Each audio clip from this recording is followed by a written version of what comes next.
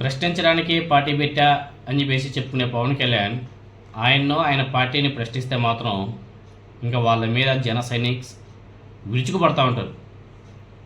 ప్రకాష్ రాజ్ ప్రశ్నిస్తే ఆయన మీద ఏమి బూతులతో దండయాత్ర చేస్తున్నారు ప్రస్తుతమే.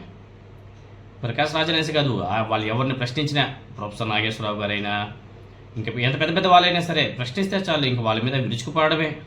ఏమంటే అధికారం చేతిలో ఉంది కాబట్టి ఎంత విరుచుకుపడినా మన పవన్ కళ్యాణ్ గారు చూస్తూ ఊరుకుంటాడు కాబట్టి రెచ్చిపోతూనే ఉన్నారు.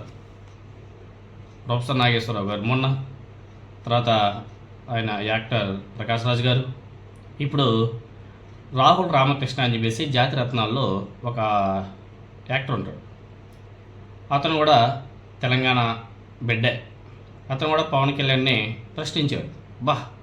అంతే నా సామిరంగా జన సైనికులు అంతా విలువ పడిపోయారు. లాస్ట్కి ఇంకా ఆయన నా వల్లే ప్రాబ్లం అయితే వెళ్ళిపోతాను మామ అని చెప్పేసి మళ్ళీ ట్వీట్ చేశాడు.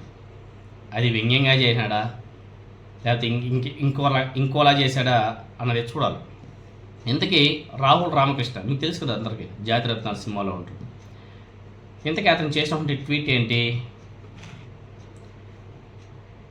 పవన్ కళ్యాణ్ గొప్పలు పక్కన పెడితే రైట్ టు ఇన్ఫర్మేషన్ యాక్ట్ కింద మీరు నిర్వహించే శాఖల్లోనే సమాచారాన్ని వెల్లడిస్తున్నారా? పిఏఎస్ఏ, అదేవిధంగా 1/70 చట్టం, గ్రామసభ చట్టం అమలు ఫలితాలను చూపించండి. అటవీకరణ కార్యక్రమాలు మీరు చేశారా? ఒక స్వతంత్ర సంస్థ కన్ఫర్మ్ చేసినటువంటి లెక్కల ప్రకారం అనుమానాస్పదంగా ఉన్నాయి.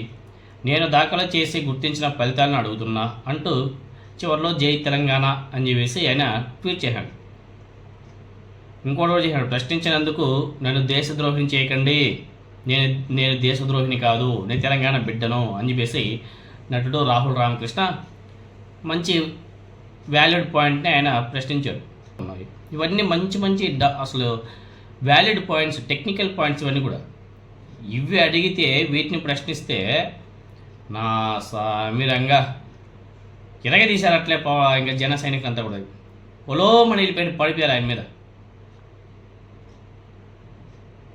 సోషల్ మీడియాలో జనసేన పార్టీ కార్యకర్తలు, నాయకులు తీవ్ర బూతులతోనే ఇంకా విమర్శలు కూడా.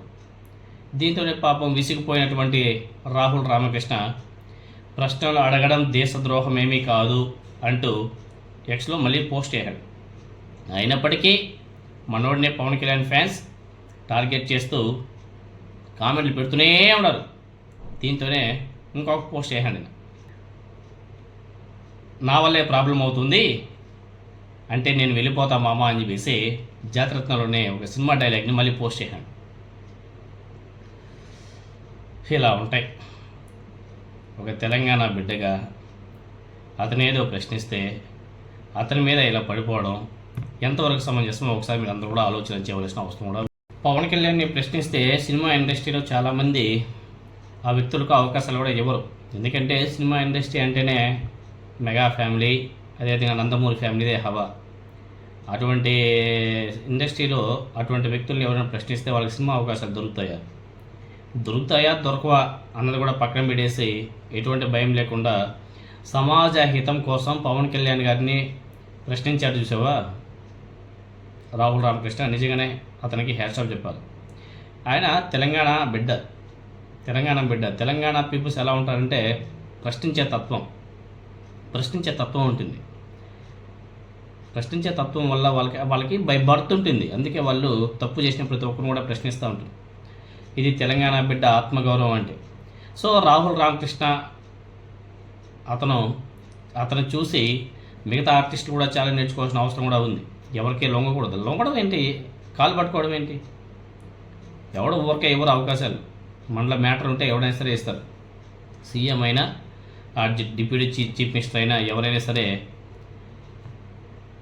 తప్పు చేసినప్పుడు ప్రశ్నించడం, సూటిగా ప్రశ్నించడం. నిజంగానే ఈ రాహుల్ రామకృష్ణ మాత్రం నిజంగా హ్యాట్స్ ఆఫ్ చెప్పాలి. ప్రతి ఒక్కరు కూడా ప్రశ్నిస్తారు. తప్పు చేసిన ఏ వ్యక్తినైనా సరే ప్రశ్నిస్తూ ఉంటాడు. అవతల వారికి సమాధానం లేకుండా చేస్తాడు. అలాంటి శుతిమెత్తగా కరెక్ట్గా వ్యాలిడ్ పాయింట్స్తో ప్రశ్నిస్తూ ఉంటాడు. అటువంటి వ్యక్తి మీద జన సైనికులు ట్రోల్ చేయడం, బ్యాడ్గా కామెంట్ చేయడం ఎంతవరకు సమంజసం? అధికారం ఉందని చెప్పేసి విర్రవీగిపోయారనుకో, అధికారం పోయిన తర్వాత మీకు